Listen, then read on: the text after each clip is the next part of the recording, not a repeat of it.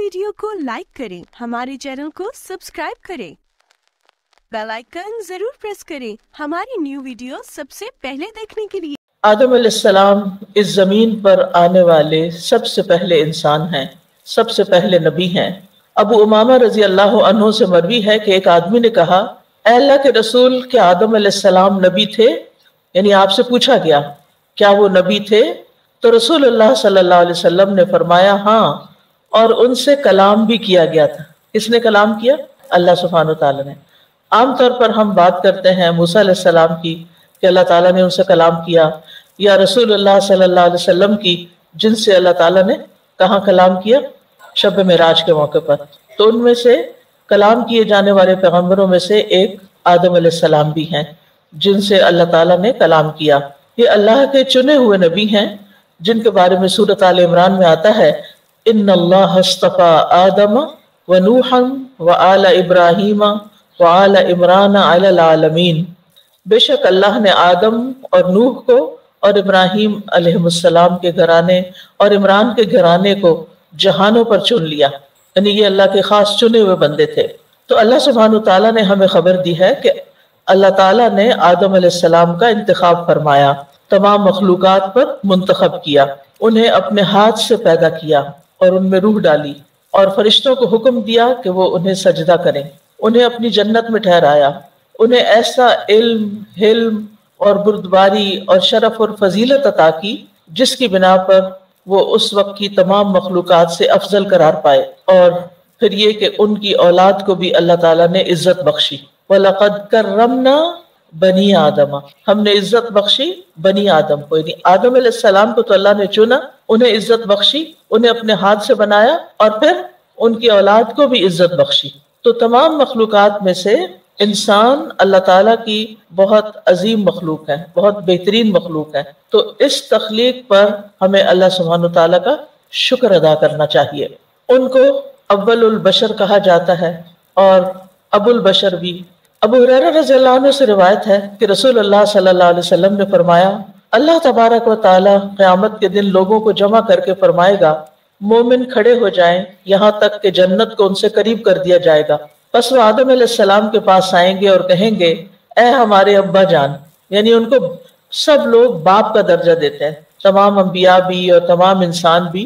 तो वो जन्नत के करीब पहुंच जाएंगे तो कहेंगे, ए अब्बा जान, हमारे लिए जन्नत खुलवा दें, हमारे लिए जन्नत खुलवा दें। तो वो क्या जवाब देंगे? तुम्हें तुम्हारे बाप की गलती ने तो जन्नत से निकलवाया था, तो मैं ये काम करने वाला नहीं, यानी मैं नहीं खुलवा सकता। मेरे बेटे इब्राहिम खलीलुल्लाह के पास जाओ। तो यहाँ पर आदम अलैहिस्सलाम तमाम इंसानों को क्या समझते हैं?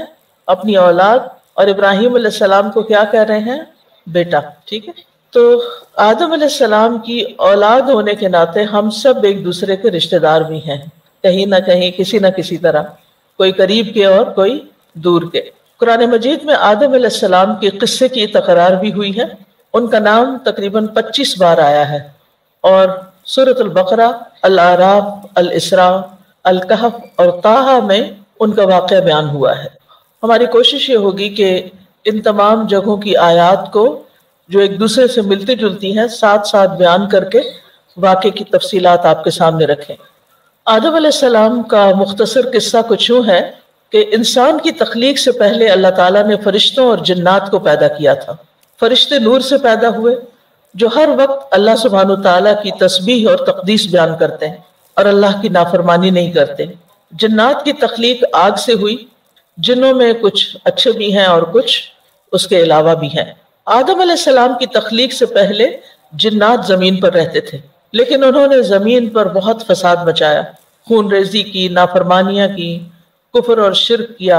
चुनांचे अल्लाह ताला ने जमीन में एक नई मखलूक पैदा करने का इरादा किया और फरिश्तों को इससे आगाह किया कि वो जमीन में खलीफा बनाने वाले हैं। फरिश्तों ने जब ये सुना तो अल्लाह के हुजूर बतौर सवाल अर्ज किया, ए अल्लाह, क्या आप एक ऐसी मखलूक को पैदा करना चाहते हैं जो जमीन को फसाद और खून रेजी से भर देगी? क्योंकि जिन्नों के पास भी इख्तियार था इसलिए उन्होंने फसाद किया। अब इंसान को भी बाइख्तियार मखलूक बनाया जा रहा था, तो इसलिए फरिश्तों को परेशानी लाहिक हुई। तो फरिश्तों ने इस नई मखलूक को भी जिन्नात पर क़यास किया था اور وہ یہ سمجھے کہ نئی مخلوق بھی جنات کی طرح بے حد سرکش اور نافرمان ہوگی۔ وہ بولے کہ ہم آپ کی تسبیح و تحلیل کے لیے کافی ہیں۔ تو اللہ تعالیٰ نے جواب دیا کہ آدم علیہ السلام، آدم کے پیدا کرنے میں جو حکمتیں ہیں تم ان سے واقف نہیں، بلکہ میں خوب جانتا ہوں۔ چنانچہ اللہ تعالیٰ نے آدم علیہ السلام کو مٹی سے پیدا کیا، ان میں روح پھونکی، اور انہی سے ان کی بیوی حوا علیہ السلام کو پیدا کیا، اور پھر آدم علیہ السلام کی پشت سے قیامت تک پیدا ہونے والی ان کی تمام اولاد کی روحوں کو نکالا۔ یہ دنیا میں آنے سے پہلے یہ کام ہو گیا کہ جس روح نے آنا ہے وہ سب پیدا ہو چکی ہیں۔ اور کن سے پیدا ہوئی؟ آدم علیہ السلام کی پشت سے۔ پھر اللہ تعالیٰ نے سب فرشتوں کو حکم دیا کہ وہ آدم کے آگے سجدے میں گر جائیں، تو سب فرشتوں نے اللہ کی اطاعت کرتے ہوئے فوراً آدم علیہ السلام کو سجدہ کیا، لیکن ابلیس جو جنوں میں سے تھا اس نے اپنے رب کے حکم کی تعمیل سے انکار کر دیا۔ اس کا انکار کرنا تکبر اور بڑائی کی بنا پہ تھا۔ اس نے یہ دلیل پیش کی کہ میں آدم سے بہتر ہوں۔ اس بے ادبی پر اللہ تعالیٰ نے اسے اپنی بارگاہ سے دور کیا، اسے مردود اور ملعون قرار دیا۔ اللہ تعالیٰ نے آدم علیہ السلام اور ان کی بیوی حوا کو جنت میں ٹھہرایا اور کہا کہ تم جہاں سے جو چاہو بلا روک ٹوک خوب کھاؤ پیو۔ پھر ایک درخت کی طرف اشارہ کر کے فرمایا کہ کھانے کی غرض سے اس درخت کے قریب بھی نہ جانا اور اس کے کھانے سے مکمل پرہیز کرنا۔ شیطان کو جب اس بات کا علم ہوا کہ آدم اور حوا علیہ السلام کو ایک خاص درخت کے پھل کھانے سے منع کیا گیا ہے، تو وہ ان کو ورغلانے اور پھسلانے کی کوشش کرنے لگا۔ آدم علیہ السلام اس کے فریب میں آ گئے اور آدم اور حوا دونوں نے درخت کے پھل کو کھا لیا، جس کے نتیجے میں ان سے جنت کا لباس اتروا لیا گیا۔ اللہ تعالیٰ نے آدم اور حوا کو جنت سے نکال کر زمین پر بھیج دیا۔ آدم علیہ السلام کو اپنی غلطی کا احساس ہوا، انہوں نے اللہ سبحانہ تعالیٰ سے توبہ کی، اللہ تعالیٰ نے ان کی توبہ قبول کر لی اور انہیں نبوت کے لیے چن لیا، اور آدم اور حوا سے پھر باقی تمام انسانی نسل کو آگے بڑھایا اور زمین پر بسایا۔ تو یہ ہے مختصراً آدم علیہ السلام کا قصہ اول سے آخر تک، اور یہاں سے نسل انسانی دنیا میں پھر پھیلتی چلی گئی۔ اب اس قصے کے اندر بہت سے سبق ہیں، بہت سی سیکھنے کی باتیں ہیں، اور چونکہ یہ قصص القرآن ہے اور رمضان کی نسبت سے یہ سیریز شروع کی گئی ہیں، اور رمضان وہ مہینہ ہے جس میں قرآن نازل کیا گیا، شہر رمضان الذی انزل فیہ القرآن، لہٰذا ہم قصہ صرف بطور قصہ نہیں سنائیں گے، بلکہ اس کے ساتھ ساتھ ہم قرآن مجید کی تلاوت بھی آپ کو سنائیں گے، اور پھر ہر آیت سے نکلنے والے سبق بھی، یعنی ایک طرح سے ان آیات میں تدبر بھی ہوگا تاکہ ہم غور و فکر کر سکیں۔ کتاب انزلناہ الیک مبارک لیدبروا آیاتہ ولیتذکر اولو الالباب۔ تو آپ انشاءاللہ اپنی عقل استعمال کرتے ہوئے، اولو الالباب ہوتے ہوئے ان آیات میں تدبر کریں گے اور ان سے اپنے لیے سبق لیں گے۔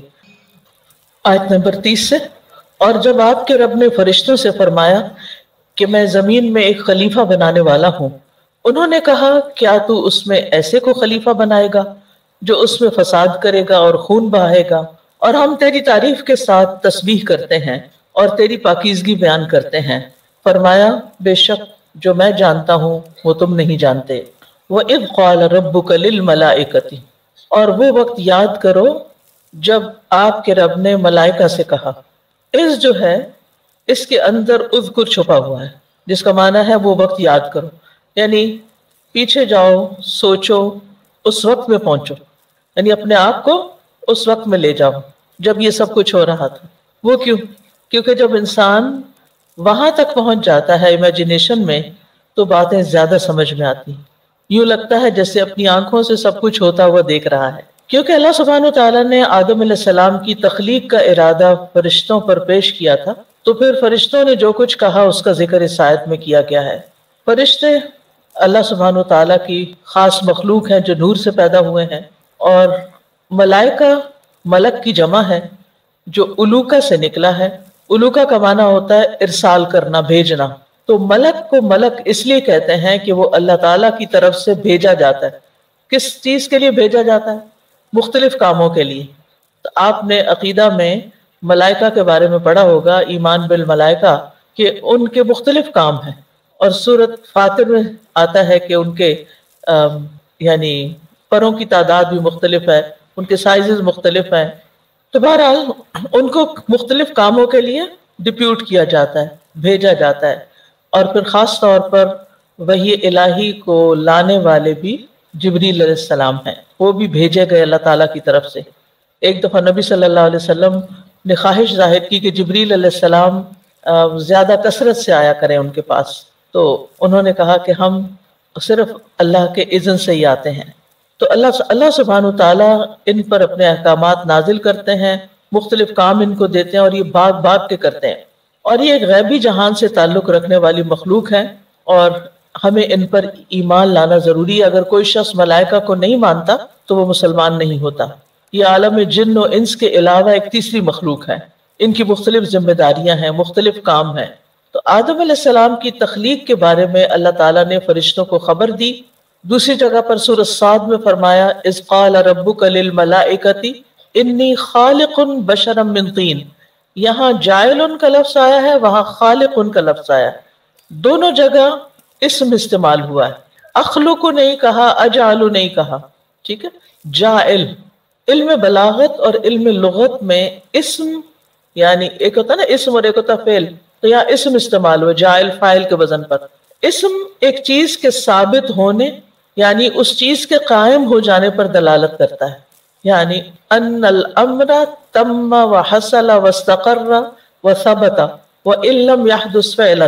کچھ سمجھ آئی کہ یہ کام سمجھو ہو گیا، تم حصل حاصل ہو گیا، استقر قرار پکڑ گیا، ثبت ثابت ہو گیا. سارے لفظ آتے ہیں آپ کو. صرف آپ اپنے آپ کو تکلیف نہیں دینا چاہتے، سوچنا نہیں چاہتے، ایک دم اوور ویلڈ ہو جاتے، گھبرا جاتے ہیں کہ یہ پتہ نہیں کیا کہہ دیا ہے. اس میں کوئی ہے نیا لفظ نہیں ہے نا، آتے ہیں آپ کو. وَإِن لَّمْ يَحْدُثْ فَعْلًا، اگرچہ ابھی واقع ہوا نہیں. تو فعل جو ہوتا ہے نا، فعل کے مقابلے میں اسم زیادہ قوی ہوتا ہے. یعنی ارادے کی پختگی ہے اس میں کہ یہ تو میں کر ہی سمجھو ہو ہی گیا، یہ تو میں کرنے والا ہوں، میں نے کر ہی دیا، ایسا ہو جا ایسا ہوگا. مثلا ایک ہوتا ہے حافظ اور ایک ہوتا ہے یحفظ. کیا فرق ہے؟ حافظ تو ہو چکا تبھی حافظ کہتے ہیں نا کسی کو، اور یحفظ ابھی کر رہا ہے. ٹھیک ہے. تو اسم جو ہے یہ کسی چیز کے ثابت ہونے پر دلالت کرتا ہے.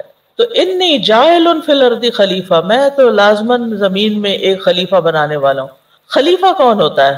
خلیفہ وہ ہوتا ہے جو کسی کی موت کے بعد یا اس کے غائب ہونے کے بعد اس کا جانشین بنے، یا وہ تمام امور خود سر انجام نہ دے سکنے کی صورت میں بعض معاملات میں اس کا نائب ہو. تو یہاں خلیفہ سے مراد اللہ کا خلیفہ لینا درست نہیں، کیونکہ اللہ سبحانہ تعالی نہ تو کہیں غائب ہوتے ہیں اور نہ ہی ان کو کبھی موت آئے گی. وہ ہمیشہ سے ہیں، ہمیشہ رہیں گے. تو اس لیے کبھی بھی اللہ کا خلیفہ نہیں ہے. ٹھیک ہے. بلکہ اس سے مراد وہ لوگ ہیں جو نسل در نسل ایک دوسرے کے جانشین بنیں گے. تو انسان کو خلیفہ بنانے کے متعلق کئی ایک اقوال ملتے ہیں تفاسیر میں. ایک ہے انسان زمین میں اللہ کا خلیفہ ہے، یعنی اللہ سبحانہ تعالیٰ نے جو کام اس کے ذمے لگائے، یہ اس معنی خلیفۃ اللہ، اس میں اللہ کا جانشین ہونا مراد نہیں ہے یہاں، بلکہ الگ معنی میں کہ اللہ تعالیٰ نے جو کام اس کے ذمے لگائے ہیں کہ وہ زمین کو آباد کرے، اس کو تعمیر کرے اور سڑکیں بنائے، نہریں کھودے. یہ کام کوئی اور مخلوق نہیں کر سکتی، نہ جنات کر سکتے ہیں اور نہ فرشتے کرتے ہیں، نہ پرندے، نہ ہی شیر گیدڑ وغیرہ، وہ یہ نہیں کام کرتے. یہ کام کون کرے گا؟ انسان کرے گا، یعنی زمین کو آباد کرنے کا کام. تو اس معنی میں خلیفہ کا لفظ استعمال ہوا ہے کہ جو کام اس کے ذمے لگائے جائیں گے وہ کام کرے گا، اور کام وہ اللہ سبحانہ تعالیٰ کی طرف سے ایک طرح سے اس کو الہام کیے جائیں گے. دوسرا ہے آدم علیہ السلام اپنے سے پہلے کی مخلوق کے نائب ہیں، اور پہلے کی مخلوق کون ہے؟ جنات. تیسرا انسان ایک دوسرے کا خلیفہ، یعنی ایک انسان دنیا میں آتا ہے، اپنا کام کرتا ہے، پھر وہ بچے پیدا کرتا ہے، تو وہ بچے اس کے کیا بن جاتے ہیں؟ جانشین، جو اس انسان کے فوت ہونے کے بعد یا کہیں چلے جانے کے بعد اس کے مال و متاع اور اس کی ذمہ داریوں اور وہ کام جو کر رہا ہے اس کو آگے لے کے بڑھتے ہیں. ایک اور معنی بھی کیا گیا ہے، اور وہ ہے کہ انبیاء نائب ہیں اور باقی انسان ان کے تابع ہیں. یعنی انبیاء کو اصل کام سپرد کیا گیا اور باقی لوگ جو انبیاء کہتے ہیں اس کے مطابق کرتے ہیں. جیسے کسی ملک کی حکومت چلانے کے لیے ایک ذمہ دار ہوتا ہے اور باقی لوگ اس کی بات سنتے ہیں. لیکن راجح معنی یہ کیا گیا ہے کہ انسان زمین میں ایک دوسرے کا خلیفہ ہے، جس کی دلیل وہ سورۃ الانعام کی اس آیت سے لیتے ہیں وَهُوَ الَّذِي جَعَلَكُمْ خَلَائِفَ الْأَرْضِ وَرَفَعَ بَعْضَكُمْ فَوْقَ بَعْضٍ دَرَجَاتٍ. وہی ہے جس نے تمہیں زمین کے جانشین بنایا اور تمہارے بعض کو بعض پر درجوں میں بلندی عطا کی. اسی طرح سورۃ النمل میں بھی آتا ہے أَمَّن يُجِيبُ الْمُضْطَرَّ إِذَا دَعَاهُ وَيَكْشِفُ السُّوءَ وَيَجْعَلُكُمْ خُلَفَاءَ الْأَرْضِ. تب یہ خلیفۃ الارض ہے، یعنی زمین کے اندر اس کو جانشین بنایا گیا ہے. کس کا؟ پچھلی نسل کا. تو کون ہے جو بے قرار کی دعا قبول کرتا ہے جب وہ اس سے دعا کرتا ہے اور تکلیف دور کرتا ہے اور تمہیں زمین کے جانشین بناتا ہے؟ کیا اللہ کے ساتھ کوئی اور الہ بھی ہے؟ بہت کم تم نصیحت پکڑتے ہو. تو اب اس میں آپ دیکھیے کہ آیت کے اتنے سارے حصے میں کیا کیا آ گیا. عز آ گیا، رب آ گیا، ملائکہ آ گیا، جاعل کا معنی آ گیا، خلیفہ کا معنی آ گیا. تھوڑی ہی دیر میں آپ نے کتنی ساری باتیں سیکھ لیں اس قصے کے حوالے سے. ٹھیک ہے. قالوا اتجعل فيها من يفسد فيها ويسفك الدماء. فرشتوں نے سوال کر دیا. یہ سوال اعتراض نہیں تھا. کیا نہیں تھا؟ اعتراض نہیں تھا. اور نہ ہی انہیں آدم علیہ السلام سے کوئی حسد تھا، بلکہ انسان کی پیدائش کی حکمت معلوم کرنے کے لیے سوال کیا تھا، بات کو سمجھنے کے لیے، ایک چیز کی حقیقت کو جاننے کے لیے. تو اس سے کیا بات سامنے آتی کہ ہمارے سوال کرنے کی جو نیت ہے کسی بھی موقع پر وہ کاؤنٹ کرتی ہے، اس کے مطابق ہمارا اجر ہوتا ہے. ہم سوال کر سکتے ہیں. فرشتوں نے بھی سوال کیا تھا. ہم دین کے معاملات میں بھی سوال کر سکتے ہیں، آیات کی حکمت بھی معلوم کر سکتے ہیں. اللہ تعالیٰ نے جو احکامات ہمیں دیے ہیں ان کے بارے میں ہمیں حق ہے کہ ہم پوچھیں، لیکن اس کے پیچھے نیت کیا ہونی چاہیے کہ ہم اس کو اچھی طرح سمجھ جائیں، اس کی حکمت معلوم کر سکیں، اس کا فائدہ جان لیں تاکہ ہمارا عمل اور آسان ہو جائے. کیونکہ فرشتے ساری کائنات میں اللہ تعالیٰ کے احکامات لے کے آتے جاتے ہیں، تو obviously انہیں انسانوں کے ساتھ بھی ڈیل کرنا تھا. تو انہوں نے وجہ جاننی چاہیے کہ اب یہ مخلوق کیا کرے گی. لیکن دین کے کسی معاملے میں یا کسی آیت پر یا کسی حدیث پر ہمیں اعتراض کرنے کا کوئی حق نہیں، اور اس میں پھر ہمارا انداز بھی ایسا نہیں ہونا چاہیے کہ جس سے اعتراض والی ٹون بھی ہو. یہ بھی بے ادبی میں آتا ہے. یعنی سوال آپ کر سکتے ہیں، اعتراض آپ نہیں کر سکتے. کیوں نہیں کر سکتے؟ واللہ یعلم وانتم لا تعلمون. فساد یعنی قالوا اتجعل فیہا من یفسد فیہا، کہ آپ وہ بنانے جا رہے ہیں جو اس میں فساد کرے گا. ان کو یہ فساد ہوتا ہے حد اعتدال سے نکل جانا، استقامت سے نکل جانا. اس کا اپوزٹ اصلاح ہے، یعنی یہ نافرمانی اور گناہ کے ذریعے فساد کرے گا. وَيَسْفِكُ الدِّمَاء، عمومی فساد کے بعد تخصیص، عموم کے بعد تخصیص، یعنی عام بات کرنے کے بعد انہوں نے خاص طور پر ایک فعل کا ذکر کیا، وَيَسْفِكُ الدِّمَاء، کہ خون بہائے گا. یعنی فساد کی آخری حد قتل انسان. اب سوال یہ پیدا ہوتا ہے کہ فرشتوں کو کیسے پتا چلا کہ زمین میں فساد ہوگا؟ دو وجوہات کی بنا پر. ایک تو یہ کہ انہوں نے یہ دیکھا کہ آدم علیہ السلام سے پہلے جو مخلوق زمین پر تھی یعنی جنات، انہوں نے زمین میں بہت فساد کیا تھا، جس کا ذکر سورۃ الحجر میں آتا ہے وَلَقَدْ خَلَقْنَا الْإِنسَانَ مِنْ صَلْصَالٍ مِنْ حَمَإٍ مَسْنُونٍ وَالْجَانَّ خَلَقْنَاهُ مِنْ قَبْلُ مِنْ نَارِ السَّمُومِ. البتہ تحقیق ہم نے انسان کو بدبودار کیچڑ کی کھنکتی مٹی سے پیدا کیا، اور اس سے پہلے یعنی کس سے پہلے؟ انسان سے پہلے جن کو ہم نے آگ کی لپٹ سے پیدا کیا. تو آگ سے پیدا ہوئے تھے، جس کا ذکر قرآن میں آ گیا ہے. تو فرشتوں نے دیکھا کہ جنات نے زمین میں بہت فساد کیا ہے، انہوں نے ان کے حالات دیکھے ہوئے تھے. دوسری بات یعنی انہوں نے کہاں سے سمجھ لیا کہ انسان یہ سب کچھ کرے گا؟ یہ لفظ خلیفہ سے، کہ خلیفہ اس لیے ہوتا ہے کہ وہ جھگڑے ختم کرتا ہے، لوگوں کے درمیان صلح صفائی کرواتا ہے، معاملات کے فیصلے کرتا ہے. تو انہوں نے اندازہ کر لیا کہ زمین پر بھی پھر دوبارہ جھگڑے فساد ہونے والے ہیں، اسی لیے خلیفہ کی ضرورت ہے. وَنَحْنُ نُسَبِّحُ بِحَمْدِكَ وَنُقَدِّسُ لَكَ، اور ہم آپ کی حمد کے ساتھ آپ کی تسبیح کر رہے ہیں اور آپ کی پاکی بیان کرتے ہیں. یعنی ہم ہمیشہ آپ کی عبادت کرتے ہیں اور کبھی آپ کی کوئی نافرمانی نہیں کی. اور ویسے بھی آپ کو معلوم ہے کہ اللہ تعالیٰ نے انسان کی تخلیق کس مقصد کے لیے کی تھی؟ وَمَا خَلَقْتُ الْجِنَّ وَالْإِنسَ إِلَّا لِيَعْبُدُونَ، عبادت کے لیے. کہ اگر انسانوں کی تخلیق کا مقصد آپ کی عبادت کرنا ہے تو ہم موجود ہیں. ہم دن رات کسی کوتاہی اور اکتاہٹ کے بغیر تیری عبادت میں مشغول رہتے ہیں. تو پھر انسان کی کیا ضرورت ہے؟ یعنی کیوں پھر اس نے اور کیا کرنا ہے؟ اب یہاں پر آپ دیکھیں، ایک نسبح کا لفظ ہے اور ایک نقدس. تسبیح کا مطلب عام طور پر لوگوں کو نہیں آتا. تسبیح کا معنی ہوتا ہے کہ ہم آپ کو پاک قرار دے رہے ہیں. نسبح، ہم آپ کو پاک قرار دے رہے ہیں. کس سے پاک قرار دے رہے ہیں؟ جی، ہر عیب سے پاک، ہر نقص سے پاک. پھر آپ کے کمال میں کوئی کمی نہیں، اس سے پاک. اور آپ مخلوقات کی مماثلت سے پاک ہیں، آپ مخلوق جیسے نہیں ہیں. ان تمام چیزوں سے اللہ تعالیٰ کو منزہ اور پاکیزہ قرار دیا جاتا ہے. پھر تسبیح کے ساتھ حمد بھی بیان ہو رہی ہے، خالی تسبیح نہیں. یعنی ہم ایسی پاکیزگی بیان کرتے ہیں جس کے ساتھ حمد بھی ملی ہوئی ہے، کیونکہ تسبیح میں نقص سے پاک قرار دینا ہے اور حمد میں اللہ کے کمال کو ثابت کرنا ہے. یعنی آپ کی تعریف بھی، صرف اتنا نہیں کہ آپ میں عیب کوئی نہیں، بلکہ جواب دے لیں. آپ کو ساتھ لے کے چلنا چاہتی ہوں اس لیے، ورنہ میں خود ہی بتا دوں آپ کو، پھر آپ آدھا سوتے جاگتے سنیں گے.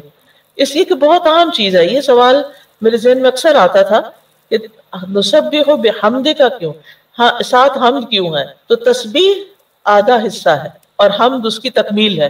تسبیح میں پاک قرار دینا کہ آپ میں کوئی عیب نہیں.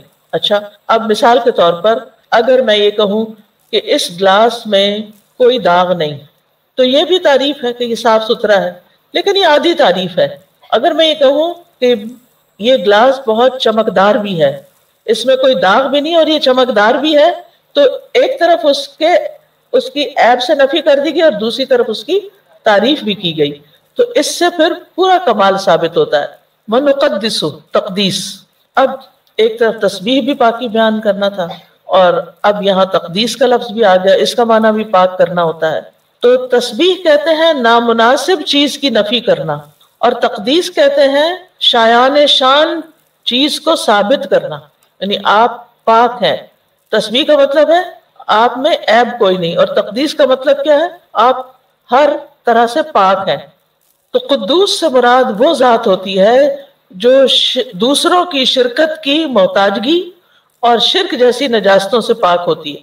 اور پھر یہاں یہ بھی کہا گیا نقدس لک، اور یہ جو لک ہے، یہ اس میں لام جو ہے یہ اختصاص کے لیے ہے، یعنی آپ ہی کے لیے، خالصتاً آپ کے لیے. اتنا بھی اگر کہتے نا نسبح بحمدک و نقدس، بات ہو جاتی، لیکن نقدس لک، آپ ہی کی، صرف آپ کی پاکیزگی ہم بیان کرتے ہیں، آپ کی تقدیس بیان کرتے ہیں. اور یہ فرشتوں کی خاص صفت ہے اور یہ فرشتوں کی غذا ہے. وَإِنَّا لَنَحْنُ الْمُسَبِّحُونَ، اور بے شک ہم تو تسبیح کرنے والے ہیں. یعنی اپنے کاموں کے ساتھ ساتھ وہ کیا کرتے ہیں؟ تسبیح کرتے رہتے ہیں. تو آپ بھی فرشتے بن جائیں، ذرا اپنے کاموں کے ساتھ ساتھ تسبیح بھی کیا کریں، ذکر بھی کیا کریں. فرشتے، کچھ فرشتے اللہ تعالیٰ کا عرش اٹھائے ہوئے ہیں، ہر وقت اٹھائے ہوئے ہیں، کام میں لگے ہوئے ہیں، لیکن اس کے ساتھ ساتھ کیا کرتے ہیں؟ تسبیح کرتے ہیں، دعائیں بھی کرتے ہیں. الذین یحملون العرش ومن حولہ یسبحون بحمد ربہم ویؤمنون بہ. اچھا، آپ میں سے کس کس کو عادت ہے روٹی پکاتے ہوئے تسبیح کرنے کی؟ کوئی؟ الحمدللہ کچھ لوگوں کے ہاتھ کھڑے ہوئے ہیں. باقی ہاسٹل کے لوگ ہوں گے، ان کو کبھی پکانے کی ضرورت ہی نہیں، ان کو تو من و سلوہ ملتا ہے. لیکن ان کی اور بہت سی ڈیوٹیاں ہیں، وہ صفائی ستھرائی کا کام کافی کرتے رہتے ہیں. تو جب آپ اپنے کمرے کو صاف کریں، اپنے ہاسٹل کو صاف کریں، تو ساتھ ساتھ آپ نے کیا کرنا؟ تسبیح. کچھ لوگ بس یہ کرتے ہیں کہ وہ رقیہ لگا چھوڑتے ہیں یا پھر کوئی تلاوت لگا دیتے ہیں، وہ بھی اچھی بات ہے، لیکن صرف پیسو لسننگ کرنا کافی نہیں ہوتا. ٹھیک ہے، اپنی زبان سے بھی کچھ نہ کچھ پڑھا کریں اور یہ عادت ڈیولپ کریں. یہ عادت ڈلنے سے ہوتی ہے، ویسے نہیں ہوتی. پچھلے دنوں چونکہ بہت سی ٹریولنگ تھی تو مختلف جگہوں پہ لوگوں کو دیکھنے کا اتفاق ہوا، تو بعض اوقات یہ ہوتا ہے کہ لوگ بیٹھے ہوتے ہیں انتظار میں نا، اور ان کے ہونٹ سلے ہوئے ہوتے ہیں. نہیں سمجھ آئی؟ کسی چیز کے انتظار میں بیٹھے تو ہونٹ سلے ہوئے ہوتے ہیں، گاڑی میں بیٹھے ہوتے ہیں ہونٹ سلے ہوئے ہوتے ہیں، سخت تکلیف ہوتی ہے، سخت. کیوں؟ کہ ان کو پتہ ہی نہیں کہ اس وقت ان کے پاس کیا کچھ کمانے کا کتنا بڑا موقع ہے. ایک دفعہ الحمدللہ کہنے سے میزان بھر جاتا ہے، تو بیٹھے بیٹھے کتنی دفعہ آپ میزان بھر سکتے ہیں، اور یہ کل کو بہت کام آنے والا ہے. لیکن ہم اس کی پرواہ نہیں کرتے. ہم ٹریول کرتے ہیں، سفر کرتے ہیں، چل کے جا رہے ہوتے ہیں. مثلا آپ اوپر سے سیڑھیاں اترتے ہیں، اس وقت تو عادت کچھ ہو ہی گئی ہوگی سبحان اللہ پڑھنے کی اور چڑھتے ہوئے اللہ اکبر پڑھنے کی، لیکن بیچ میں سین بھی آتا ہے تو وہاں پہ چپ ہو جاتے ہیں، پھر کچھ بھی نہیں پڑھتے. وہاں استغفر اللہ پڑھ لیا کریں، کیونکہ اس کے بھی بڑے فائدے ہیں. ہمارے بہت سے کاموں میں رکاوٹ ہمارے گناہوں کی وجہ سے ہوتی ہے، اس لیے ہم سب کو کثرت سے استغفار کی ضرورت ہوتی. آدم علیہ السلام سے اللہ تعالیٰ ناراض ہوئے تو انہوں نے کیسے منایا؟ استغفار کر کے. اللہ تعالیٰ نے ان کو چن لیا. یعنی بعض اوقات انسان سے ایسی غلطی ہو جاتی ہے یا ایسے پاسٹ میں ایسے گناہ کر کے آیا ہوتا ہے کہ وہ اس کو کبھی کبھی ہانٹ کرتے رہتے ہیں، اس کی پنچنگ ہوتی رہتی ہے، میں نے یہ غلط کیا تھا. بس حل یہی کہ جس وقت شیطان پریشان کرے فوراً استغفار شروع کر دیں، اور اللہ تعالیٰ معاف کرنے والا ہے. اور نہ صرف یہ کہ معاف کرنے والا ہے بلکہ چن لینے والا ہے. ٹھیک ہے؟ اللہ تعالیٰ ہماری طرح نہیں ہے کہ ہم اگر کسی نے ماضی میں کوئی غلطی کر دی ہمارے ساتھ یا کسی کے ساتھ، یا اس سے کوئی غلطی ہو گئی، ہم اس کو معاف نہیں کرتے. ایسا ہی ہے نا؟ یا اس کو جتائیں گے یا اس کے بارے میں بری سوچ سوچیں گے. ایسا نہیں کرنا چاہیے. ایسا نہ ہو کہ اس نے پتہ نہیں کتنی توبہ کر کے اللہ کو راضی کر لیا اور اللہ نے اس کو چن لیا ہو خیر کے لیے، اور ہم اس کے بارے میں برا سوچ کے برا گمان کر کے اللہ کے ہاں پکڑے جائیں. تو جس حد تک ممکن ہو اپنے دلوں کو لوگوں کی طرف سے صاف کرتے رہا کریں. آپ لوگوں کو معاف کرتے رہیں گے، اللہ تعالیٰ آپ کو معاف کرے گا. تو فرشتے کام کرتے ہوئے تسبیح کرتے ہیں، ہم نے بھی کیا کرنا ہے؟ ہم نے بھی کام کرتے ہوئے تسبیح کرنے، کھانا پکاتے ہوئے، واک کرتے ہوئے، برتن دھوتے ہوئے، جھاڑو دیتے ہوئے، کچھ بھی کرتے ہوئے، جب اپنے آپ کو فارغ نہیں رہنے دینا. ہر وقت ذکر ذکر ذکر، کیونکہ جو والذاکرین اللہ کثیرا والذاکرات اعد اللہ لہم مغفرتا واجرا عظیما. کثرت سے اللہ کا ذکر کرنے والے مرد اور عورتیں. اور یہ جو میں کہہ رہی ہوں نا کہ اپنے آپ کو عادت ڈالیں، اس میں بہت خوش قسمت ہے وہ لوگ جن کو قرآن مجید زبانی یاد ہے. آپ بس سورت کو شروع تو کر دیں، کوئی اگر آپ کو بیچ میں بولنے ڈسٹرب کرنے والا نہیں تو آپ دیکھیں گے آپ حیران ہوں گے کہ آپ تھوڑے سے وقت میں ایک کے بعد ایک سورت اور سپارے پہ سپارہ پڑھتے جائیں گے. صرف عادت ڈالنے کی ضرورت ہے، اپنے آپ کو عادت ڈالیں. ٹھیک ہے نا؟ تو فرشتے اللہ تعالیٰ کی تسبیح کرتے ہیں. ابو ذر کہتے ہیں کہ رسول اللہ صلی اللہ علیہ وسلم سے سوال کیا گیا کون سا کلمہ افضل ہے؟ آپ نے فرمایا جسے اللہ نے اپنے فرشتوں کے لیے یا ان سمیت اپنے تمام بندوں کے لیے منتخب فرمایا. سبحان اللہ و بحمدہ، یہ پسندیدہ کلمات میں سے. اور وہ بھی حدیث آتی نا کلمتان حبیبتان الی الرحمن ثقیلتان فی المیزان خفیفتان علی اللسان. وہ کون سے؟ یس، سبحان اللہ و بحمدہ سبحان اللہ العظیم. تو اللہ تعالیٰ نے ان کو کیا جواب دیا؟ قال انی اعلم ما لا تعلمون. بس مختصر سا جواب کہ خلیفہ مقرر کرنے کی ضرورت اور مصلحت کو میں جانتا ہوں، تم نہیں سمجھ سکتے، تم نہیں جانتے. کیونکہ اللہ کو پتا تھا کہ اس زمین پر اللہ تعالیٰ جن لوگوں کو بھیجے گا وہ صرف فساد کرنے والے نہیں ہوں گے، ان میں سے بہت سے لوگ اصلاح کرنے والے بھی ہوں گے. انبیاء ہوں گے، صدیقین ہوں گے، شہداء ہوں گے، صالحین ہوں گے، مقربین ہوں گے، سابقین ہوں گے، متقین ہوں گے، متوکلین ہوں گے، مؤمنین ہوں گے، مسلمین ہوں گے. ایسے لوگ ہیں زمین پر، ہوتے ہیں نا. تو پھر فرشتوں کو جو خوف تھا یا فکر تھی وہ دور ہو گئی. اچھا، اب جب اللہ تعالیٰ نے یہ فرما دیا کہ میں جانتا ہوں جو تم نہیں جانتے، تو کیا فرشتوں نے پھر آگے کوئی اور آبجیکشن کیا؟ اگر کبھی آپ کی والدہ یا والد یا آپ کا کوئی ٹیچر آپ کو ڈیٹیل نہ بتائے اس کام کی جو وہ کرنے والا ہے اور آپ کو سمجھ نہیں آ رہی وہ کیوں کر رہا ہے. مثلا آپ کہیں جا رہی ہیں اور آپ کا بچہ آپ سے پوچھتا ہے آپ کہاں جا رہی ہیں، اور آپ اس کو بتانا نہیں چاہتے اور آپ اس کو یہ کہتے ہیں مجھے معلوم ہے جہاں بھی میں جا رہی ہوں، تو یہ نہ جھوٹ ہوگا. ٹھیک ہے نا؟ اور ضروری بھی نہیں کہ آپ ہر چیز بتائیں. بعض اوقات نہیں بتائی جا سکتی، ہر بات نہیں بتائی جا سکتی، اور ہر وقت موقع بھی نہیں ہوتا. اور اس حکمت کو بھی یہاں سے سیکھیں. جب ہم دیکھتے ہیں کہ کسی کے لہجے میں کوئی ایسا سوال ہے جو ہمارے کسی کام کے بارے میں ہے، ہماری کسی ذات کے بارے میں ہے، تو ہمارا رویہ کیا ہوتا ہے اس وقت؟ ہم کیا کرتے ہیں؟ ہم اپنے آپ کو ڈیفینڈ کرنا شروع کر دیتے ہیں. ہر وقت ڈیفینسو موڈ میں ہونے سے نکل آئیں، اپنے اندر کانفیڈنس پیدا کریں. آپ کو پتا ہونا چاہیے آپ کوئی کام کیوں کر رہے ہیں. اور یہ خاص طور پر دین کے دائیوں کے حوالے سے یہ بات کہوں گی کہ جو لوگ دین کی دعوت کا کام کرتے ہیں، بعض اوقات ان کے اپنے گھر والے ہی نہیں سمجھتے کہ وہ کیوں کر رہے ہیں اور یہ کیا کر رہے ہیں اور اس کام کا کیا فائدہ ہے. لہٰذا آپ ان کو ایک دفعہ سمجھاتے ہیں، 2 دفعہ سمجھاتے ہیں، پھر تیسرے دن پھر وہی اعتراض شروع کر دیتے ہیں. تمہیں کتنی تنخواہ مل رہی ہے اس سے؟ تمہیں کیا مل رہا ہے؟ تمہیں کیا فائدہ ہوگا؟ تو اس وقت پھر عام طور پہ لوگ کیا کرتے ہیں؟ ڈیفینسو ہو جاتے ہیں، یا غصے میں آ جاتے ہیں، یا اریٹیٹڈ ہو جاتے ہیں کہ آپ کیوں مجھے روز یہ بات کرتے ہیں.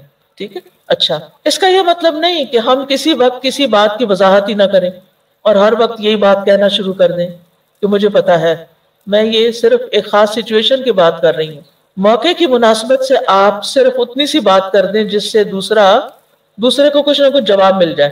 کسی اور وقت میں اس کی تفصیل بھی بتا دیں تاکہ دوسرے کو تسلی ہو جائے. لیکن ہر وقت ہر بات کی صفائی دینا ضروری نہیں ہوتا، کیونکہ کچھ لوگ اتنا تنگ کرتے ہیں، وہ کہتے ہیں نہیں بس ہم ذرا کلیئر کرنا چاہتے ہیں. یہ جو کلیئر کرنا ہے نا، یہ بڑا وقت ضائع کرنے والا کام ہوتا ہے. اچھا، پھر ایک دفعہ بتائیں گے، کلیئر کریں گے، ابھی ان کی تسلی نہیں ہوتی، پھر وہ وہی کہانی دوبارہ سنانے لگیں گے. اگر آپ کہیں بھی مجھے سمجھ آ گئی آپ جو کہہ رہے ہیں، نہیں میں ذرا کلیئر کرنا چاہتی ہوں. ان عادتوں سے باہر نکلیں. آپ کا بہت بڑا ہم و غم یہ ہونا چاہیے کہ آپ نے اپنے وقت کو بچانا ہے. گفتگو مختصر کیا کریں، باتیں کم کیا کریں، لغویات سے دور رہیں.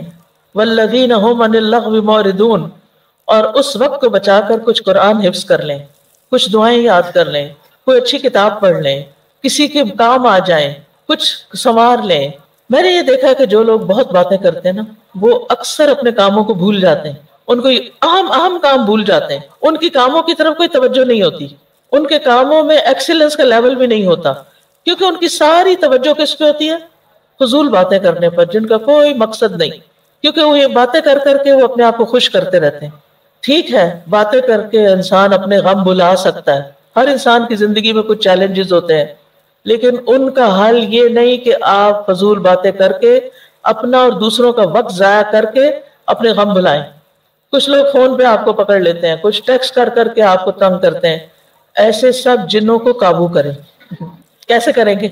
کوئی بتائے گا؟ آپ میں سے کوئی بتائے گا؟ جی، کسی کے پاس حل ہی نہیں ہے. لگتا ہے سب اس کا شکار ہے. مجھے پتا کیا چیز بہت ڈراتی ہے. میں سوچتی ہوں کہ جب موت کا وقت آئے گا اور اس وقت اگر میں یہ کہوں کہ میری ساری جمع پونجی زندگی کی آپ لے لیں، سب کچھ لے لیں، مجھے 5 منٹ اور دے دیں کہ میں کچھ اللہ کا ذکر کر لوں، معافی مانگ لوں، توبہ کر لوں، کوئی صدقہ خیرات کر لوں، دیں گے مجھے؟ 1 سیکنڈ بھی نہیں دیں گے. اور ابھی میرے پاس ڈھیروں سیکنڈز ہیں، ڈھیروں منٹس ہیں، ڈھیروں گھنٹے ہیں، دن ہیں. میں کیوں نہیں ان کو استعمال کرتی؟ ہر لمحے کے لیے فکر مند ہوا کریں کہ اس کو میں نے کہاں استعمال کرنا ہے. اور اس کے لیے صرف کرنے کے کام نہیں، چھوڑنے کے کام بھی سوچیں. مجھے اپنی زندگی سے کیا کچھ نکال دینا چاہیے تاکہ میں اس کی جگہ زیادہ امپورٹنٹ کام کر سکوں. کون سے کام ایسے ہیں جو میرے علاوہ کوئی اور بھی کر سکتا ہے؟ وہ دوسرے کر رہے ہیں، مجھ سے بہتر کر سکتے ہیں، مجھے وہ کرنا چاہیے جو وہ نہیں کر سکتے. زندگی کو گنوائیں نہیں، اپنے آپ کو ضائع مت کریں، کسی دھوکے میں نہ رہیں کہ یہ جوانی ہمیشہ رہے گی اور یہ طاقت ہمیشہ رہے گی اور یہ وسائل ہمیشہ رہیں گے. ہمیں اگلے لمحے کا نہیں پتا ہمارے ساتھ کیا ہونے والا ہے. لہٰذا جن کاموں کی آپ کو حسرت ہے نا، ایک حسرت میں نے سب میں دیکھی ہے، اگرچہ اس کو پورا کرنے کے لیے کوئی خاص کوشش نہیں ہوتی، کاش ہم حافظ قرآن ہوتے. یہ اکثر لوگوں کو میں نے قریب سے دیکھا ہے، سنا ہے. بڑی آپ دعا کریں ہم بھی حفظ کر لیں. صرف ہماری دعاؤں سے آپ نہیں کرنے والے جب تک آپ خود سنجیدہ فیصلہ نہیں کرتے، کیونکہ ما ہوا بالہزل، یہ کوئی کھیل تماشے کی چیز نہیں، یہ ایک سنجیدہ معاملہ ہے. اس کے لیے آپ کو سنجیدگی اختیار کرنی ہے، اس کے لیے آپ کو اپنا وقت نکالنا ہے. لہٰذا کیا کرنا ہے؟ فضول چیزوں کو زندگی سے باہر نکالنا ہے، وقت ضائع کرنے والے لوگوں سے بچ کے رہنا ہے، اور ایسے لوگوں کا ساتھ اختیار کرنا ہے جو اپنے وقت کو بہترین طریقے سے استعمال کرتے ہوں. ان کے پاس رہ کے سیکھیں وہ کرتے کیا ہیں. قال انی اعلم ما لا تعلمون. اس وقت اللہ تعالیٰ نے بس اتنی بات کہہ کے بات ختم کر دی کہ میں جانتا ہوں جو میں کرنے والا ہوں. آپ بھی جو کچھ کر رہے ہیں اس کے بارے میں آپ کو پتا ہونا چاہیے آپ کیوں کر رہے ہیں. مثلاً یہ کورس کر رہے ہیں، کیوں کر رہے ہیں؟ اس لیے کہ امی نے بھیج دیا تھا، زبردستی چھوڑ گئی تھی، اس لیے کہ کوئی اور کام نہیں تھا تو میں نے کہا چلو یہی کر لیتی ہوں، فارغ وقت ہے. کیوں کر رہی؟ اور اس کے کرنے کے بعد میں نے کیا کرنا ہے آگے کی ابھی سے سوچ کے رکھیں. یہ نہیں کہ وہ جو پنجابی میں کہتے ہیں نا ویڑے آئی جنج تو ونو کڑی دے کن. کیا مطلب ہے اس کا؟ کہ جو برات آ جائے تو وہ کانٹے پہنانے ہوتے ہیں نا دلہن کو، تو وہ تو سراخ ہی کوئی نہیں ہے، جلدی سے سراخ کرو. اب وہ بیچاری کا حال کیا ہوگا؟ کانوں سے بھی خون بہ رہا ہوگا، اور پھر وہ کانٹے جو پہن کے جائے گی تو بخار بھی ضرور چڑھے گا. تو اس لیے پہلے سے پلان کریں، آگے کیا کرنا ہے، کل کیا کرنا ہے، اگلے سال کیا کرنا ہے، اس کے بعد کیا کرنا ہے. اگر نہیں کریں گے پیچھے رہ جائیں گے. انی اعلم ما لا تعلم. اور کبھی کبھی جب لوگ بڑی تنقیدیں کریں نا تو یہ جملہ یاد رکھیں، انی اعلم ما لا تعلمون. مجھے پتا ہے جو میں کر رہی ہوں. کچھ لوگ ہوتے ہیں نا ان کو بس تنقید کا شوق ہوتا ہے، کچھ نہ کچھ سچ جھوٹ ملا کے کوئی نہ کوئی نیکی کما رہے ہوتے ہیں اپنے خیال میں. انی اعلم ما لا تعلم. تو اس آیت سے جو باتیں ہم نے سیکھی وہ یہ کہ اللہ سبحانہ و تعالیٰ نے کلام کیا فرشتوں سے. اللہ تعالیٰ کلام کرتے ہیں، اللہ تعالیٰ بات بھی کرتے ہیں، اور اس کا کلام علم اور حکمت پر مبنی ہوتا ہے.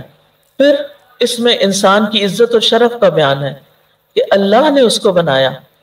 پھر اسی طرح انسان کی تخلیق کے بارے میں ایک غلط نظریے کا بطلان بھی ہے، اور وہ کیا ہے؟ ارتقاء کا نظریہ، کہ انسان بطور انسان نہیں پیدا ہوا بلکہ حیوانات کے مختلف چھوٹے بڑے طبقات سے گزر کر ایوالو ہو کر موجودہ انسانی شکل اس نے حاصل کی. پھر پتہ نہیں کئی ہزار سال سے وہ آگے کیوں نہیں بڑھا. انسان سے کچھ اور بننا چاہیے تھا، کیونکہ ایوولوشن رکنی تو نہیں چاہیے تھی نا. بہرحال انسان کو بہترین ساخت پر اللہ نے بنایا، انسان کو عزت دی، اور پھر انسان کو جس پرپس کے لیے پیدا کیا جا رہا ہے وہ بھی واضح کر دیا. چونکہ یہ ایک عظیم کام تھا اس لیے پہلے سے فرشتوں کو اطلاع دی گئی کہ یہ ہونے جا رہا ہے. اور پھر کائنات میں انسان کی حیثیت کیا ہوگی وہ بھی بتا دی. پھر یہ ہے کہ فرشتے زمین میں فساد کو ناپسند کرتے ہیں اور خود اللہ تعالیٰ کی بہترین عبادت کرتے ہیں، تعظیم کرتے ہیں، ہر وقت تسبیح میں مشغول رہتے ہیں. یسبحون اللیل والنہار لا یفترون. تھکتے ہی نہیں، کرتے ہی رہتے ہیں. فرشتوں کی تسبیح ایسے ہی ہے جیسے ہم سانس لیتے ہیں، ہم سانس لینے سے رکتے ہی نہیں، نہ سوتے نہ جاگتے، ایک لمحہ بھی ہم نہیں چھوڑتے جب ہم سانس یا اندر نہ کر رہے ہو یا باہر نہ کر رہے ہو. تو فرشتے اسی طرح جیسے ہمارا سانس چل رہا ہے نا، فرشتوں کی تسبیح چلتی رہتی ہے. وہ نہ کھاتے ہیں نہ پیتے ہیں، نہ شادی نہ تجارت نہ زراعت، وہ صرف اور صرف اپنی ڈیوٹی پوری کرتے ہیں جو ان کو دی جاتی ہے اور ساتھ تسبیح کرتے رہتے ہیں. اس سے تسبیح کی فضیلت کا بھی پتہ چلتا ہے. اللہ تعالیٰ فرماتے ہیں وَسَبِّحُوهُ بُكْرَةً وَأَصِيلًا. صبح شام اس کی تسبیح بیان کرو. لہٰذا صبح ایک تسبیح سبحان اللہ وبحمدہ کی، اور ایک شام کو ضرور کر لیا کریں. یہاں اس سے یہ بات بھی پتہ چلتی ہے کہ اگر انسان اپنی نیت درست رکھے اور نیت درست کر کے اپنے پسندیدہ ترین کام کو دوسروں سے شیئر کر لے تو اس میں کوئی حرج نہیں. فرشتوں نے جو ان کا بہترین کام ہے کیا؟ تسبیح، اس کو اپنی اس صفت کو بیان کیا. یہ کوئی تکبر نہیں تھا، کوئی بڑائی کی بات نہیں تھی، بلکہ مثلا اگر آپ کوئی اچھا کام کرنا جانتے ہیں اور کسی کو ضرورت ہو تو آپ وہاں ذکر کر سکتے ہیں کہ میں یہ کام جانتی ہوں، میں آپ کی ہیلپ کر سکتی ہوں. اس میں کوئی بڑائی کی بات نہیں ہے، یعنی کوئی بری بات نہیں ہے. بس دکھلاوا اور فخر جتانا مقصود نہیں ہونا چاہیے.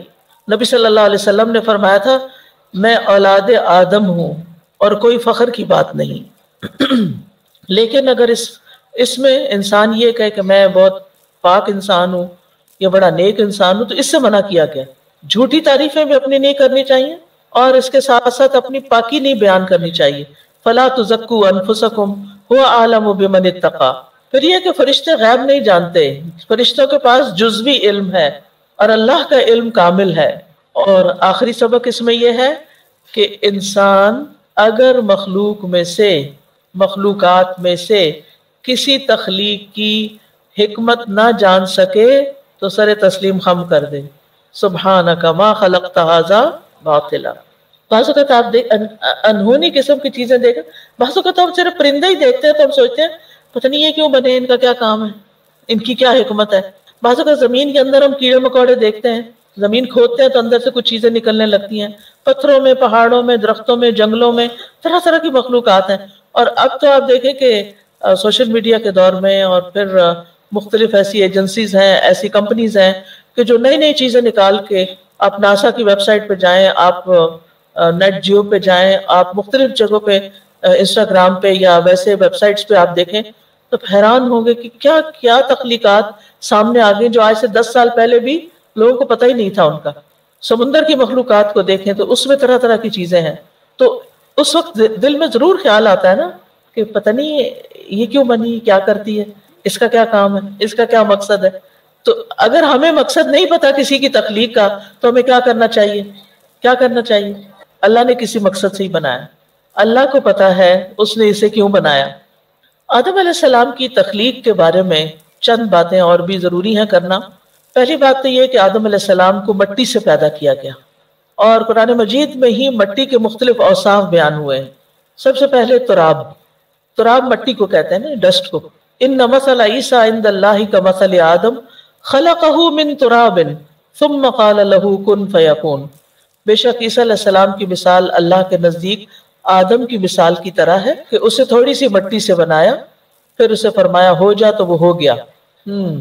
तो आदम अलैहिस्सलाम कैसे पैदा हुए? मिट्टी से पैदा हुए, लेकिन कलिमा कुन भी। और हदीस से पता चलता है कि अल्लाह ताला ने उनका ढांचा अपने हाथ से बनाया था। ठीक है, अभी मैं आगे वो हदीस रेफरेंस के साथ आपको बताऊंगी। अब आप देखें कि आज के हमारे बच्चे कितने कंफ्यूज होते हैं और यहीं से बिगाड़ शुरू हो जाता है जब इंसान ये समझता है कि मैं तो खुद से खुद ही बन गया हूँ, इवॉल्व करते करते, अल्लाह ने मुझे नहीं बनाया, और वो अल्लाह का इनकार कर देते हैं। तो जब कभी आप बच्चों को या किसी को भी आदम अलैहिस्सलाम का किस्सा सुनाएं तो उनकी तख्लीक का जो अमल था उसको भी जरूर बयान करें कि वो कैसे पैदा हुए। तो पहली चीज क्या है? तुराब थी। सबसे पहले तुराब ली गई, फिर तीन। इस क़ाल रब्बुका लिल मलाइकति इन्नी खालिकुन बशरम मिन तीन, ये सूरह साद की आयत है। जब तेरे रब ने फरिश्तों से कहा कि बेशक मैं थोड़ी सी मिट्टी से एक बशर बनाने वाला हूं। अब जो तुराब थी उसमें पानी डाला तो वो तीन बन गई। ठीक है, अगला मरहला आ गया। फिर सूरत अल हिज्र में आता है वलक़द खलक़नल इंसान मिन सलसालिन मिन हमिम मसनून, और अलबत्ता तहकीक हमने इंसान को बदबूदार सड़े हुए कीचड़ की खनकती मिट्टी से पैदा किया। ठीक, यानी वो गीली मिट्टी को छोड़ दिया गया, हत्ता कि उसमें क्या पैदा हो गया? बू पैदा हो गई, लेस पैदा हो गई। फिर सूरत ar-रहमान में आता है खलक़ल इंसान मिन सलसालिन कल फ़ख़्ख़ार, उसने इंसान को बजने वाली मिट्टी से पैदा किया जो ठीकरी की तरह, जैसे घड़ा वगैरह होता है ना, उसमें से आवाज आती है अगर आप उसको टकोरें, यानी इस तरह। तो अरबी जबान में खुश्क मिट्टी को तुराब कहते हैं, गीली मिट्टी को तीन कहते हैं, मुद्दत तक पड़ी रहे और स्याह हो जाए तो हमा कहते हैं, और बदबू आने लगे तो हमा इन मसनून कहते हैं, खुश्क होकर खन खन बजने लगे तो सलसाल कहते हैं। और मसनून की एक माना यह भी है जिसकी तस्वीर बनाई गई हो, और मसनून का एक माना मुलायम और नरम भी है। तो आदम अलैहिस्सलाम की पैदाइश की तरतीब यहाँ से पता चलती है कि सबसे पहले अल्लाह ताला ने पूरी जमीन से मिट्टी ली और फिर पानी डाला और फिर छोड़ दिया और वो लेसदार हो गई, काली स्याह हो गई, उसमें बू आने लगी, और फिर उसको ढांचे की शक्ल में बनाया गया और ढांचा सूख कर खन खन बजने लगा। उसके बाद उसमें रूह फूंकी गई। तो मिट्टी के, जमीन की मिट्टी के मुख्तलिफ रंग हैं। अगर आप ट्रैवल करें ना तो इवन पाकिस्तान के अंदर भी मुख्तलिफ पहाड़ों के रंग मुख्तलिफ हैं, मिट्टी के रंग भी मुख्तलिफ है। कहीं येलो मिट्टी है सुनहरी रंग की, कहीं लाल मिट्टी है, कहीं ब्राउनिश जैसे हमारे यहाँ आमतौर पर पाई जाती है, कहीं डार्क कलर सॉरी कहीं डार्क कलर है, कहीं लाइट कलर है। तो रसूलुल्लाह सल्लल्लाहु अलैहि वसल्लम ने फरमाया आदम अलैहिस्सलाम तीन तरह की मिट्टी से बनाए गए, तीन तरह की मिट्टी से, स्याह, सफेद और सुर्ख। एक और हदीस में आता है मुस्नद अहमद की, अल्लाह अज़्ज़ा व जल्ला ने आदम को एक मुट्ठी मिट्टी से पैदा किया था जो उसने सारी जमीन से इकट्ठी की थी। ایک مٹھی مٹی سے پیدا کیا جو ساری زمین سے اکٹھی کی گئی. یہی وجہ ہے کہ بنی آدم زمین ہی کی طرح ہیں، کچھ سفید ہیں، کچھ سرخ ہیں، کچھ سیاہ فام ہیں، کچھ اس کے درمیان. اس طرح کچھ خبیث ہیں، کچھ عمدہ ہیں، کچھ نرم ہیں، کچھ غمگین ہیں اور کچھ ان کے درمیان، یعنی مزاج کے اعتبار سے بھی فرق ہے ان میں. پھر یاد رکھیے کہ ایک اور روایت میں آتا ہے کہ اللہ تعالیٰ نے، یہ عبداللہ بن عمر کہتے ہیں، یعنی کہ صحابی کا قول ہے اور امام مجاہد سے مروی ہے کہ اللہ نے 4 چیزوں کو اپنے ہاتھ سے پیدا کیا: عرش، قلم، آدم اور جنت عدن. پھر تمام مخلوقات سے کہا ہو جا تو وہ ہو گئی، یعنی باقی ساری مخلوق کو کن کہہ کے پیدا کیا. اب یہاں پر یہ جو آدم اور جنت اور یہ عرش وغیرہ ہیں، جنت کی ایک اور جگہ پہ وضاحت آتی ہے جنت عدن کے بارے میں کہ ایک اینٹ سونے کی رکھی، ایک چاندی کی رکھی اور مسک کی کستوری کا دائرہ، اور اس طرح اللہ تعالیٰ نے اپنے ہاتھ سے جنت عدن کو بنایا. اب آدم علیہ السلام کا جو ڈھانچہ تھا وہ اللہ تعالیٰ نے خود اپنے ہاتھ سے بنایا اور پھر روح پھونکی اور وہ کن کہہ کے یا جیسے بھی، کیونکہ آیت میں پیچھے آیا ہے کہ آدم علیہ السلام کی تخلیق کے وقت بھی کن کہا گیا تھا، ٹھیک، ہو جا، اور بس ہو گئے. آدم علیہ السلام کو سب سے بہترین صورت پر پیدا کیا گیا. سورۃ الاعراف میں آتا ہے وَلَقَدْ خَلَقْنَاكُمْ ثُمَّ صَوَّرْنَاكُمْ ثُمَّ قُلْنَا لِلْمَلَائِكَةِ اسْجُدُوا لِآدَمَ فَسَجَدُوا إِلَّا إِبْلِيسَ لَمْ يَكُنْ مِنَ السَّاجِدِينَ. اور یقیناً ہم نے تمہیں پیدا کیا، پھر ہم نے ہی تمہاری صورت بنائی، پھر ہم نے فرشتوں سے کہا کہ آدم کو سجدہ کرو، تو سب نے سجدہ کیا سوائے ابلیس کے، وہ سجدہ کرنے والوں میں نہ ہوا. تو خلقناکم ثم صورناکم، اللہ تعالیٰ نے آدم علیہ السلام کی تخلیق کو اپنی طرف منسوب کیا ہے. ٹھیک ہے، حدیث میں آتا ہے، مسند احمد کی روایت ہے، اللہ تعالیٰ نے آدم علیہ السلام کو اپنی صورت پر پیدا کیا. علی صورت ہی، اس کے 2 معنی ہیں، یعنی آدم علیہ السلام کو ان کی جو شکل اللہ نے سوچی تھی اس کے مطابق پیدا کیا، یعنی آدم علیہ السلام کی صورت پر پیدا کیا. یہ وہی صورت تھی جو ان کی پیدائش سے لے کر موت تک تھی، ان کے قد و قامت میں کوئی فرق نہیں آیا، یعنی اور لوگوں کے برعکس ان کی حالت تبدیل نہیں ہوئی، کیونکہ آدم علیہ السلام کے علاوہ باقی لوگ پہلے نطفہ ہوتے ہیں، پھر جمع ہوا خون، پھر گوشت کا ٹکڑا بنتے ہیں، پھر ماں کے شکم میں جنین یعنی حمل کی صورت میں ہوتے ہیں، پھر پیدائش کے بعد پہلے بچے بنتے ہیں، پھر جوان مرد بن جاتے ہیں، پھر ان کی جسامت مکمل ہوتی ہے، پھر بڑھاپے کی طرف جاتے ہیں. آدم علیہ السلام جیسے بنے تھے ڈے 1 پہ، وہ بچے نہیں تھے، بچے کی شکل میں نہیں پیدا کیا بلکہ جوان مرد کی شکل میں پیدا کیا، اور وہ موت تک ایسے ہی رہے. دوسرا یہ بھی کہا گیا ہے کہ صورت ہی کی ضمیر اللہ تعالیٰ کی طرف لوٹتی ہے، اور اس میں جمہور اہل سنت کا یہ قول ہے کہ اللہ تعالیٰ نے آدم علیہ السلام کو اپنی صورت پہ پیدا کیا. اب صورت کا مطلب اللہ تعالیٰ جیسے نہیں پیدا کیا، سمجھ آئیے، لیسا کمثلہ شیء، یعنی آدم اللہ تعالیٰ کی طرح نہیں تھے، بلکہ اس کی شرح وہ یہ بیان کرتے ہیں کہ اللہ سننے والا، دیکھنے والا، کلام کرنے والا ہے، تو یعنی جو جیسے اس کی شان کے لائق ہے. تو اس کا مطلب یہ ہے کہ انسان کے اندر بھی اللہ نے سماعت رکھی، بصارت رکھی، لیکن وہ اللہ کی طرح نہیں ہے، یعنی اللہ تعالیٰ نے انسان کو بھی کچھ ایسی کوالٹیز دی. ٹھیک ہے، اس کا یہ مطلب نہیں کہ انسان کا چہرہ اللہ تعالیٰ کے چہرے کی طرح ہے، یہ انسان کی سماعت اللہ کی طرح، ایسا نہیں ہے اس کا معنی. پھر یہ کہ آدم علیہ السلام کا قد بہت لمبا تھا. کتنا تھا؟ 60 گز. یس، قیامت کے دن جب لوگ جنت میں داخل ہوں گے تو وہاں ان سب کا قد بھی اتنا ہو جائے گا. حدیث میں آتا ہے، صحیح بخاری کی حدیث ہے، جو کوئی بھی جنت میں داخل ہوگا وہ آدم علیہ السلام کی شکل اور قامت پر ہوگا. آدم علیہ السلام کے بعد انسانوں میں اب تک قد چھوٹے ہوتے رہے ہیں. آدم علیہ السلام کو جمعے کے دن پیدا کیا گیا، دیگر مخلوقات کو جمعہ کے دن عصر کے بعد پیدا کیا گیا. اب آپ دیکھیے کہ آدم علیہ السلام کو باقی ساری مخلوقات کے بعد پیدا کیا گیا، زمین، آسمان، جن، فرشتے سب کچھ پیدا ہو چکے تھے سب سے آخر میں. تو گویا پہلے ان کا گھر تیار کیا گیا، پھر ان کو لایا گیا. اور یہ تخلیق کائنات کا نچوڑ ہے، اور سب سے بہترین چیز ہے. انسان عقل، شکل، سماعت، بصارت، ہر اعتبار سے باقی تمام مخلوقات پر فضیلت رکھتا ہے، اور یہی اس کو عزت بخشی گئی ہے. اور یہ بھی کہا جاتا ہے کہ باقی مخلوقات انسان کے لیے بنی ہے، ٹھیک ہے، انسان کی خدمت کے لیے. تو سب سے آخر میں کیوں بنایا؟ اس کی حکمت یہ بتائی جاتی ہے کہ ساری چیزیں بنانے کے بعد سب سے بہترین چیز بنائی گئی تاکہ ان سب سے کمپیئر کیا جائے کہ کوئی بھی ان جیسا نہیں ہے، وہ سب سے بہترین ہے. جیسے اللہ نے کتابوں میں سب سے افضل کتاب، نبیوں میں سب سے افضل نبی، امتوں میں سب سے افضل امت سب سے آخر میں رکھی. ٹھیک ہے. تو آدم علیہ السلام کی تخلیق کے بعد انہیں کچھ دیر، حدیث میں آتا ہے، ایسے ہی پڑا رہنے دیا گیا. السلسلہ صحیحہ کی حدیث ہے، جب اللہ تعالیٰ نے آدم علیہ السلام کا ڈھانچہ تیار کر لیا تو یوں ہی چھوڑ دیا. ابلیس اس کے ارد گرد گھوم کر اسے دیکھنے لگ گیا. جب اس نے دیکھا کہ یہ اندر سے خالی ہے، کہا میں اس کے مقابلے میں کامیاب ہو جاؤں گا. یہ ایسی مخلوق ہے جو خود پہ قابو نہیں پا سکے گی. بہرحال اس ڈھانچے میں پھر اللہ نے اپنی روح پھونکی. سورۃ الحجر میں فَإِذَا سَوَّيْتُهُ وَنَفَخْتُ فِيهِ مِن رُوحِي فَقَعُوا لَهُ سَاجِدِينَ. جب میں اسے درست کر لوں اور اس میں اپنی روح سے پھونک دوں تو تم سب اس کے آگے سجدہ کرنا. اب یہ نفخت فیہ من روحی، اپنی روح میں سے اللہ نے اپنی طرف منسوب کیا.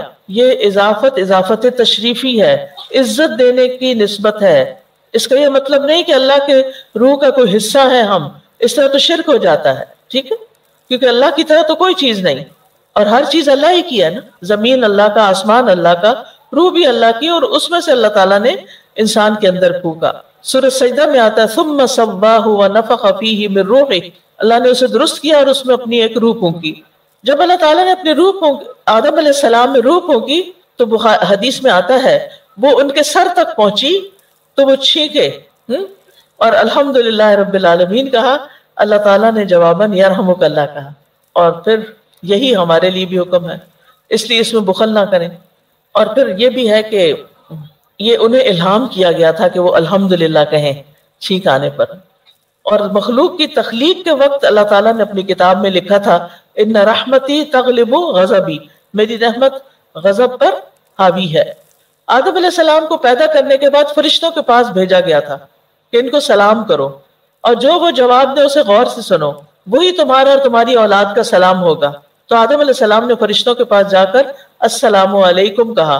انہوں نے کہا السلام علیکم ورحمۃ اللہ. یہ رحمت اللہ کا لفظ فرشتوں نے اپنے پاس سے ایڈ کیا. پھر یہ کہ آدم علیہ السلام سے ہی ان کی بیوی کو پیدا کیا گیا. یا ایھا الناس اتقوا ربکم الذی خلقکم من نفس واحدۃ وخلق منها زوجہا. اے لوگو ڈرو اپنے رب سے جس نے تمہیں ایک جان سے پیدا کیا اور اسی سے اس کا جوڑا بنایا. ٹھیک ہے. حدیث میں آتا ہے جب اللہ تعالیٰ نے آدم علیہ السلام کو پیدا کیا تو انہیں مٹی اور پانی سے پیدا کیا اور حوا علیہ السلام کو ان کی چھوٹی پسلی سے پیدا کیا. پھر آدم علیہ السلام سے تمام انسانوں کی تخلیق ہوتی ہے. وَهُوَ الَّذِي أَنشَأَكُم مِّن نَّفْسٍ وَاحِدَةٍ. پھر یہ بات بھی یاد رکھیے کہ قیامت تک آنے والی تمام روحیں پیدا کر دی گئی ہیں. یہ سنن ترمذی کی روایت ہے. روحیں لشکر کی طرح ہیں، جس نے وہاں ایک دوسرے کو پہچانا یہاں آ کے بھی پہچانتا ہے اور ایک دوسرے سے محبت کرتے ہیں، اور جو وہاں نہیں پہچان سکے وہ یہاں بھی ایک دوسرے سے بیگانہ رہتی ہیں. یہ بات بھی یاد رکھیے کہ آدم علیہ السلام سے نیک اور بری روحیں نکلی. اور پھر یہ ہے کہ اللہ تعالیٰ نے اپنی مخلوق کو اندھیرے میں پیدا کیا، پھر اس پر دن کا نور ڈالا، پھر اسی دن ان پر نور ڈالا. دن کا نور نہیں، اسی دن ان پہ نور ڈالا. جس پہ وہ نور پڑ گیا وہ ہدایت پا گیا، جسے وہ نور نہ ملا وہ گمراہ ہو گیا. پھر یہ کہ سب انسان آدم کی اولاد ہیں، لہذا کیا کرنا چاہیے؟ سب کے ساتھ اچھا معاملہ، کسی کو جانتے ہو یا نہ جانتے ہو سلام کرتے جایا کریں. آدم علیہ السلام کو ان کی تمام اولاد دکھائی گئی. اللہ تعالیٰ نے اولاد آدم سے عہد بھی لیا تھا. وہ عہد کون سا تھا؟ عہد الست. الحمدللہ کہ آپ کو تو بہت اچھی طرح پتا ہے. آج کے لیے اتنا ہی کافی ہے. یہ آدم علیہ السلام کی تخلیق سے متعلق بات ہے کہ کس طرح پیدا ہوئے. اگر کوئی کوشچن ہو تو آپ لکھ کے دے سکتے ہیں، کل انشاءاللہ جواب دے دوں گی، اس میں لے آؤں گی، کہیں نہ کہیں انکارپوریٹ کر دوں گی. اور سوری تھوڑا سا ٹائم اوپر ہوا ہے، لیکن مجھے یہ چیپٹر مکمل کرنا تھا. جزاکم اللہ خیرن. کچھ مہمان بھی آئے ہوئے ہیں محافظ ٹاؤن گجرانوالہ سے، تو آپ لوگ کلاس کے بعد اس طرف آ کے بیٹھ جائیں تو میں آپ سے ملاقات کر لیتی ہوں. سبحانک اللہم و بحمدک اشہد ان لا الہ الا انت استغفرک و اتوب الیک. السلام علیکم ورحمۃ اللہ وبرکاتہ.